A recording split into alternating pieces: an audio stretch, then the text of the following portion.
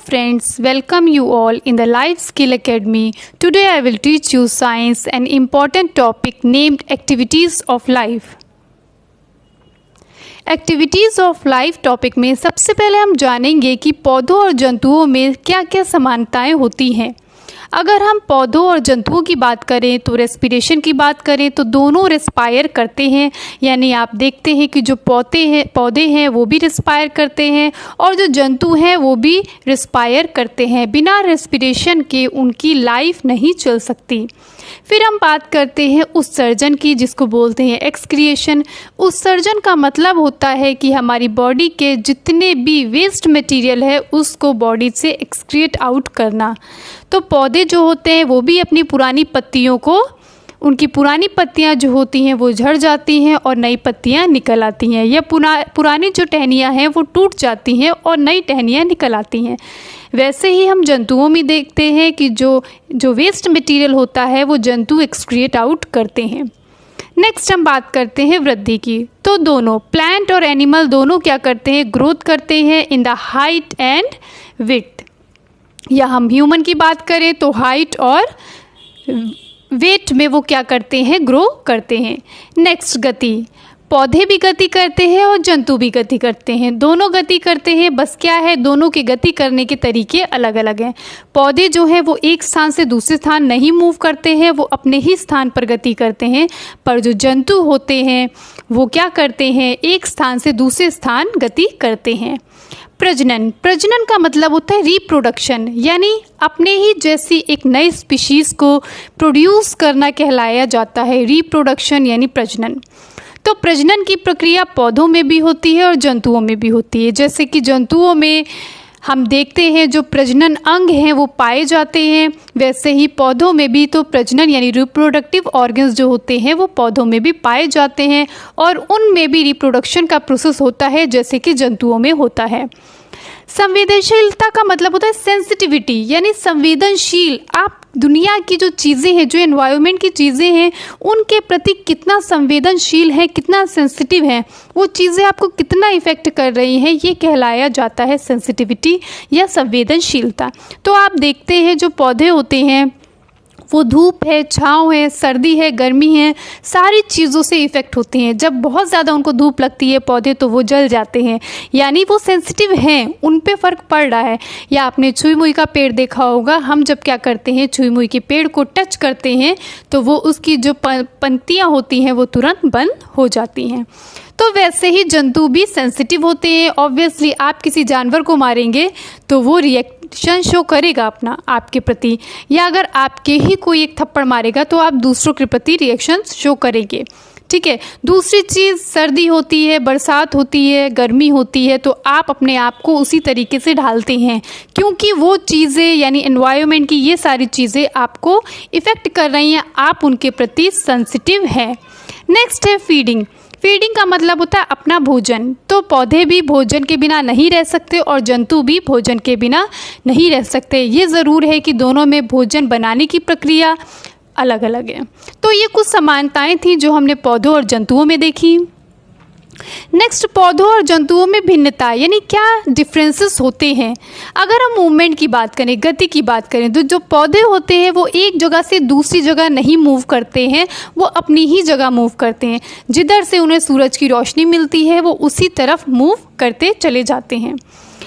जैसे आप money plant में देखते हैं, आप अपने घर में अगर मनी प्लांट लगाते हैं तो क्या होता है, जिस साइड आप उसको रखते हैं और खिड़की की तरफ से जिस साइड से धूप आती है वो मनी प्लांट जो होता है उसी साइड मूव करता चला जाता है, यानी वो वृद्धि करता चला जाता है। और ह्यूमन बींग्स की या जंतुओं की हम बात करें तो जंतु जो हैं वो एक स्थान से दूसरे स्थान मूव कर सकते हैं। नेक्स्ट हम बात करते हैं पोषण की। पोषण का मतलब होता है न्यूट्रिशन लेना। तो जो पौधे हैं उनको भी पोषण की ज़रूरत होती है। बिना मिनरल्स के, बिना वाटर के, बिना फूड के पौधे बड़े नहीं हो सकते, यानी उनको अपनी वृद्धि के लिए पोषण की ज़रूरत होती है। वो कहाँ से मिलती है उसको, जो वो अपना खाना प्रिपेयर करते हैं। Food through the process of photosynthesis is known as nutrition, यानी वो क्या करते हैं, अपना फूड प्रिपेयर करते हैं फोटोसिंथेसिस प्रोसेस के थ्रू और उसके बाद उस फूड से वो अपना न्यूट्रिशन लेते हैं। वैसे ही जंतुओं में है, जंतु अपने भोजन के लिए या तो पेड़ पौधों पे डिपेंड करते हैं या दूसरे जंतुओं पे डिपेंड करते हैं। नेक्स्ट आता है रेस्पिरेशन। रेस्पिरेशन का मतलब होता है श्वसन। श्वसन यानी रेस्पायर करने का मतलब होता है हमें रेस्पिरेशन की ज़रूरत होती है। जैसे हम जो है वो ऑक्सीजन लेते हैं और जो पौधे होते हैं वो CO2 लेते हैं, यानी पौधों को ज़िंदा रहने के लिए कार्बन डाइऑक्साइड की ज़रूरत होती है और जंतुओं को ज़िंदा रहने के लिए ऑक्सीजन की ज़रूरत होती है, और दोनों ही श्वसन की प्रक्रिया शो करते हैं, लेकिन दोनों अलग अलग गैस को इनहेल करते हैं। नेक्स्ट है संरचना, स्ट्रक्चर की अगर हम बात करें तो जो सेल होता है वो, जो पौधे होते हैं वो भी सेल के बने होते हैं और जो जंतु होते हैं वो भी कोशिका यानी सेल के बने होते हैं। लेकिन दोनों की अगर हम कोशिका की संरचना देखेंगे तो दोनों की कोशिका की संरचना अलग अलग होती है। जैसे हम अगर पौधों की, प्लांट्स के सेल की बात करें तो जो प्लांट सेल होता है उसमें जो सेल वॉल होती है वो प्रेजेंट होती है, ठीक है, यानी जो कोशिका भित्ति होती है, जो सेल वॉल होती है वो प्रेजेंट होती है। लेकिन अगर हम जंतुओं की बात करें तो उसमें कोशिका भित्ति नहीं होती है। बहुत सारे ऐसी कोशिकांग हैं जो जंतु के सेल में पाए जाते हैं लेकिन पौधों के सेल में नहीं पाए जाते, ठीक है। नेक्स्ट हम बात करते हैं संवेदना, सेंसिटिविटी की। तो पौधे भी बाहरी एनवायरनमेंट के प्रति सेंसिटिव है, संवेदन है, और जंतु भी हैं, लेकिन दोनों अपनी संवेदना अलग अलग तरीके से प्रकट करते हैं। जंतु तुरंत रिएक्ट करता है, लेकिन पौधे क्या संवेदना क्या है, उनकी सेंसिटिविटी है उनके आसपास के एनवायरनमेंट के प्रति। तो पौधे अपनी संवेदना अलग तरीके से शो करते हैं और जंतु जो होते हैं वो अपनी संवेदना किसी और तरीके से व्यक्त करते हैं। नेक्स्ट हम बात करते हैं पोषण क्या होता है। पोषण और पोषक तत्व या पोषक पदार्थ, जो पोषण है, न्यूट्रिशन है, ठीक है, ये एक प्रक्रिया है, एक प्रोसेस है, वह संपूर्ण प्रक्रिया जिसके द्वारा जीवित जंतु भोजन प्राप्त करते हैं तथा इसका विभिन्न जैविक क्रियाओं में उपयोग करते हैं, पोषण कहलाता है। यानी जंतु क्या करते हैं, अपने भोजन के माध्यम से जो क्रिया करके जो उसमें से जितना भी न्यूट्रिएंट है वो अपनी बॉडी में लेते हैं एनर्जी के लिए, उसको हम क्या कहते हैं, पोषण कहते हैं। तो पोषण क्या है, एक संपूर्ण प्रक्रिया है। और पोषक तत्व यानी पोषक पदार्थ हैं जो हमारी बॉडी के लिए बहुत ज़रूरी होते हैं। वह पदार्थ जो जीवों में विभिन्न प्रकार के जैविक कार्यों के संचालन एवं संपादन के लिए आवश्यक होते हैं, पोषक पदार्थ कहलाते हैं। यानी वह पदार्थ जो जीवों के लिए जीवित रहने के लिए, उनकी बॉडी को प्रॉपर तरीके से वर्क करने के लिए ज़रूरी होते हैं, उन सारे पदार्थों को हम पोषक पदार्थ कहते हैं। जैसे कि विटामिन्स हो गया, कार्बोहाइड्रेट है, फैट है, मिनरल्स है, ये सारे हमारी बॉडी में ज़रूरी पोषक तत्व हैं। इन पोषक तत्व को हम अपने जो भोजन खा रहे हैं उससे संचित करते हैं। तो ये पोषक तत्व क्या है, ज़रूरी पदार्थ या तत्व हैं जो हमारे शरीर के लिए बहुत ज़रूरी है। इन पोषक तत्व को ग्रहण करने के लिए जो प्रक्रिया होती है उसको हम पोषण कहते हैं। न्यूट्रिशन, भोजन के वे सभी तत्व जो शरीर में आवश्यक कार्य करते हैं उन्हें पोषक तत्व कहते हैं। यदि यह पोषक तत्व हमारे भोजन में उचित मात्रा में विद्यमान ना हो तो शरीर अस्वस्थ हो जाएगा। कार्बोहाइड्रेट, प्रोटीन, वसा, विटामिन, खनिज, लवण व जल प्रमुख पोषक तत्व हैं। यानी हमारे भोजन से हमें ये तत्व मिलते हैं। अगर ये तत्व हम नहीं लेंगे अपने भोजन के द्वारा तो हमारा जो शरीर है वो अस्वस्थ हो जाएगा। पोषक तत्व, भोज्य पदार्थ से प्राप्त तत्वों की रचना अनेक प्रकार के रासायनिक यौगिकों से हुई है। यानी जो आपके भोज्य पदार्थ हैं वो अलग अलग रासायनिक यौगिक से मिलकर बने हैं, जिन्हें भोजन में पोषक तत्व कहते हैं, जिन्हें अग्रहित प्रकार से वर्गीकृत किया जा सकता है। यानी हम उनको अलग अलग तरीके से उनको हम कैटेगराइज कर सकते हैं। जैसे कि शरीर निर्माण करने वाले पदार्थ, वो पदार्थ जो हमारे शरीर को बिल्डअप करते हैं, उनको स्ट्रॉन्ग बनाते हैं। For example protein. कुछ ऐसे पदार्थ होते हैं जो हमारी शक्ति, हमें एनर्जी प्रोवाइड करते हैं, जैसे कार्बोहाइड्रेट हो गया है, वाटर है, फैट है, ये सब क्या करता है, हमें एनर्जी गिविंग फूड से हमें मिलता है और हमें एनर्जी प्रोवाइड करता है, ठीक है। तभी कहते हैं जो प्रोटीन होता है वो बाल्य अवस्था में ज़्यादा आवश्यक होता है प्राप्त करना, ठीक है, और जो कार्बोहाइड्रेट है, जल है, वसा है, वो सारी एज में ज़रूरी होता है। प्रोटीन, प्रोटीन का रासायनिक संगठन अत्यंत जटिल है। यानी अगर हम प्रोटीन का रासायनिक संगठन देखेंगे तो ये कार्बन है, ऑक्सीजन है, हाइड्रोजन है, गंधक यानी सल्फर, नाइट्रोजन, फास्फोरस आदि यानी 18 तत्व हैं जिन्हें एमिनो एसिड कहते हैं, उसका ये मिश्रण है। कुछ को छोड़कर ज़्यादातर प्रोटीन क्या होते हैं, घुलनशील होते हैं, सॉल्युबल होते हैं। प्रोटीन प्राप्ति के साथ साधन दो प्रकार के होते हैं, एक है जंतु प्रोटीन, दूसरा है वनस्पति प्रोटीन। यानी प्रोटीन हमें दो माध्यम से मिल सकता है, एक है जंतु प्रोटीन, दूसरा वनस्पति। जंतु प्रोटीन में आपका दूध है, अंडा है, मांस, मछली, ये सारा नॉन वेज मटेरियल है, ये आपका जंतु प्रोटीन प्रोवाइड करता है। और जो प्लांट प्रोटीन होता है जिसको वनस्पति प्रोटीन बोलते हैं, ये गेहूँ, जौ, चना, चावल, मटर, सेम या हरी सब्जी, हरी पत्तियों से हमें मिलता है।